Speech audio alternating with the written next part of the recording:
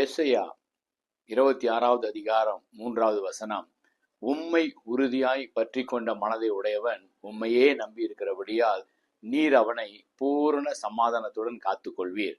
இந்த புதிய மாதம் புதிய நாளில ஆண்டவர் நமக்கு தருகிற வாக்கு தத்தம், ஒருவேளை குடும்பங்களில சமாதானம் இல்லாமல் இருக்கலாம். இன்றைக்கு தேசங்களில சமாதானம் இல்லாத ஒரு சூழ்நிலையை பார்க்கிறோம். வேலை செய்கிற ஸ்தலத்தில, தொழில் செய்கிற இடங்களில ஏதோ ஒரு சமாதான குறைச்சலோடு இந்த நாளை நீங்கள் ஆரம்பித்திருக்கலாம். ஆண்டவர் தருகிற அற்புதமான வாக்கு தத்தம் பூரண சமாதானம். உலகம் தரக்கூடாத சமாதானத்தை தருகிறவர் நம்முடைய சமாதான பிரபுவாக இயேசு கிறிஸ்து மாத்திரமே. அவரை நாம் நம்பி இருக்கிறபடியால் அவரை நீங்கள் நம்புங்க, அவரை நீங்கள் நோக்கி ஜெபிங்க, அவரையே ஆராதியுங்க.